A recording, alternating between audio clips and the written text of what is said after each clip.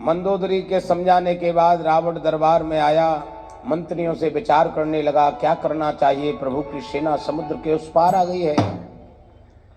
सभी लोग अपनी अपनी राय देते हैं। विभीषण जी आते हैं, कहने लगे भैया मेरा कहा माने आप तो मां जानकी जी को वापस दे दो, इसी में भलाई है। गुस्से से लाल हो गया रावण, कहने लगा एक बात बता, तू मेरे ही नगर में रहता है, मेरा ही खाता है और दुश्मन की बजाता है। गुस्से से लाल हो गया। भैया विभीषण जी में लात मार दी। लात मारने के बाद फिर भी विभीषण जी समझा रहे हैं। यह सूत्र हम और आपको कुछ बता रहा है। देखो, परिवार में कोई भी सज्जन हो, साधु हो, उसके बताए गए मार्ग पर हमको चलना ही चाहिए। अगर नहीं चल पा रहे हैं तो गतिरोध और विरोध पैदा ना करें।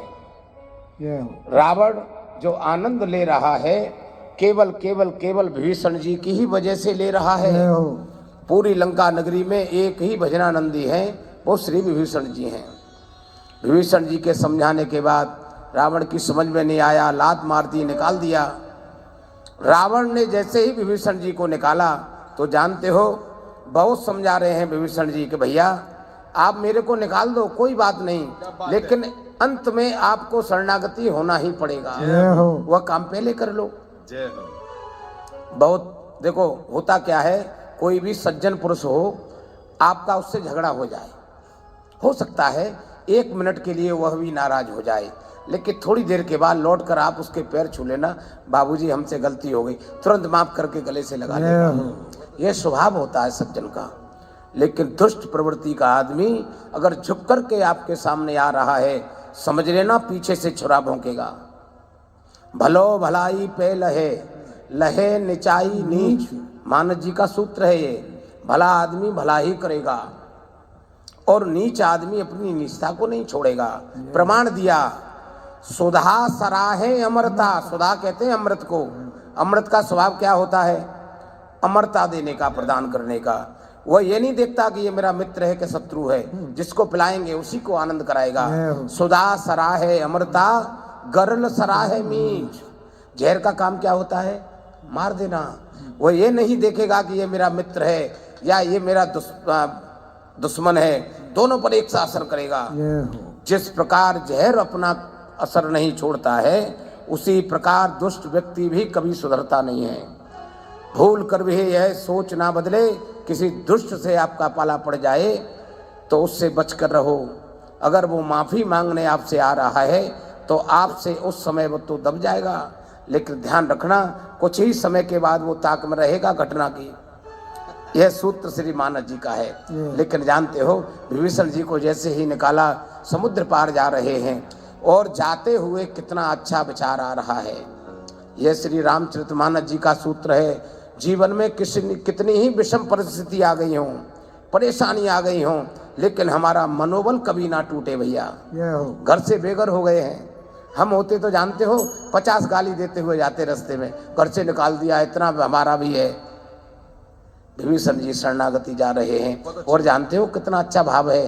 विचार करते हैं कि देखो मैं राक्षस कुल में जन्मा, ठाकुर की शरण में जा रहा हूँ, और ऐसे वैसे ठाकुर नहीं जो त्रिलोक के स्वामी हैं, जिनकी पद रज से अहिल्या जी तर गई। इतना नहीं, वो चरण कमल नंगे पांव मारीच के पीछे दौड़े, सोने के हिरण के पीछे, और जानते हो मारीच ने मुड़ मुड़ कर बार बार दर्शन का लाभ लिया। वही चरण कमलों की पादुकाएं मेरे भरत जी अयोध्या जी में सिंहासन पर विराज कर आनंद ले रहे हैं। अरे लाला, मैं राक्षस कुल में जन्मा, फिर भी मैं कितना भाग्यशाली हूँ कि आज शरण में जाऊंगा, उनके चरणों के दर्शन नेत्रों से करूंगा। सौभाग्य को सराहा जाए। यह बात हमको बता रही है।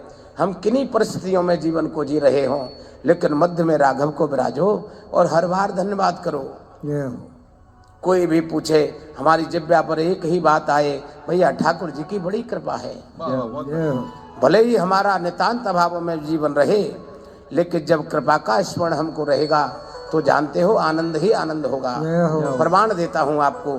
कोई कहे ना कि भैया हम बहुत गरीब हैं, हमको ठाकुर ने बहुत परेशान रखा है, गलत बात, झूठ बोलते हैं आप। क्यों? एक बात बताओ, ठाकुर ने इतना अनमोल शरीर आपको दिया है, ऑडी गाड़ी आप लाएंगे, करोड़ों की लाएंगे, सेंसर तब लगे आएंगे उसके अंदर, लेकिन इस बॉडी में कितने सेंसर लगे हैं जानते हैं आप? कभी आज रात को बैठकर सोचना। लेटे हुए हैं, पीछे चींटी काटेगी तो तुरंत खबर आ जाएगी और एक किसी ने काट लिया है। यहाँ बैठकर श्री सुंदरकांड का पाठ भी कर रहे हैं और मन हमारा यात्राओं पर दौड़ रहा है निरंतर। उससे सीमेंट का पेमेंट लेना है, वहाँ पर रैक लगी है, इसका ऑर्डर रह गया है, वो भी लगना है। ये क्या है? ये कितनी गति चल रही है? मेरा कहने का भाव है, इतने सुंदर नेत्र दिए, कोई आपसे कहे 2 करोड़ ले लो, दोनों नेत्र दे दो, दोगे क्या? हैं? किडनी के करोड़ों से मिल जाएंगे मार्केट में। इतना कीमती शरीर ठाकुर ने दिया है, हम इतने अभागे हैं, उन्हीं ठाकुर को भूले बैठे हैं और इस माया में लपटे हैं। इसलिए मेरा कहने का भाव है, गृहस्थी मिली है हमको, सभी कार्यों को करो, करना चाहिए। जिम्मेदारी मिली है व्यापार की, संबंधों की, सब निभाओ, लेकिन मध्य में मेरे राघव सरकार को विराजो, इनकी रोज जय जयकार करो, इसी से आनंद होगा। संकट कटे मिटे सब पीरा, जो सुमरे हनुमत बल बीर। जय जय जय हनुमान गोसाई, कृपा करो गुरुदेव की नाई।